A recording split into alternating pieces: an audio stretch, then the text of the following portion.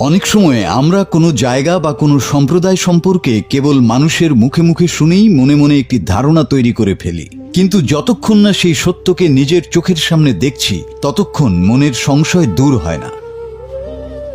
Social মিডিয়ায় এক হিন্দু নারীর এমনই এক ভিডিও ছড়িয়ে পড়েছে, যিনি কেবল কৌতূহল মেটাতে এবং সত্য জানতে আচমকাই পৌঁছে গিয়েছিলেন কেরালার এক মসজিদের দোরগোড়ায়। কিন্তু মসজিদের ভেতরে পা রাখতেই তার সঙ্গে যা ঘটল তার সমাজকে এক নতুন শিক্ষা দিয়ে গেল।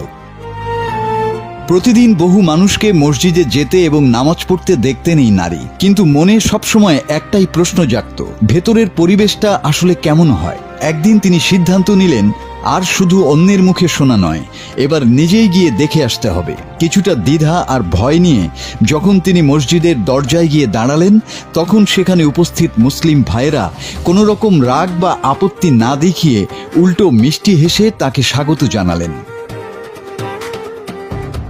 নামাজে বসার আগে নিজেকে পবিত্র করার নিয়ম অর্থাৎ অজু সম্পর্কে জানার পর এই হিন্দু বোনও পরম শ্রদ্ধায় হাত মুখ ধুয়ে মসজিদের ভেতরে প্রবেশ করলেন। মসজিদের ভেতরের পরিবেশ ছিল অদ্ভুত এক শান্তিতে ঘেরা, না কোনো চিৎকার, না কোনো বিশৃঙ্খলা, সবাই পরম মগ্নতায় ইবাদতে ব্যস্ত। তবে যে বিষয়টি এই নারীকে সবচেয়ে বেশি মুগ্ধ করেছে তা হলো সেখানকার সমতা। নামাজের সময় সবাই যখন কাতারে এসে দাঁড়ালো, তখন সেখানে কোনো ধনী দরিদ্রের ভেদ ছিল না কোনো ছোট বড়র তফাৎ। সবাই এক লাইনে কাঁধে কাঁধ মিলিয়ে নিজেদের স্রষ্টার সামনে মাথা নত করছে। এই দৃশ্যটি ছিল তার জন্য একেবারেই নতুন এবং হৃদয় ছুঁয়ে যাওয়ার মতো। কেরালার সেই মসজিদ থেকে যখন এই নারী বাইরে এলেন, তখন তার মুখে ছিল এক চিলতে প্রশান্তি। তিনি সমাজের উদ্দেশ্যে বার্তা দিয়ে বলেন, কোনো ধর্ম বা সম্প্রদায় সম্পর্কে আগে থেকেই ভুল ধারণা না রেখে তাকে কাছ থেকে বোঝার চেষ্টা করা উচিত।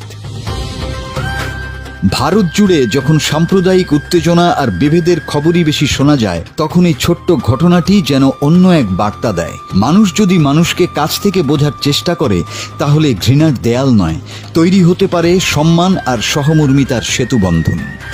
মাসুদ হাসান, বাংলা টিভি।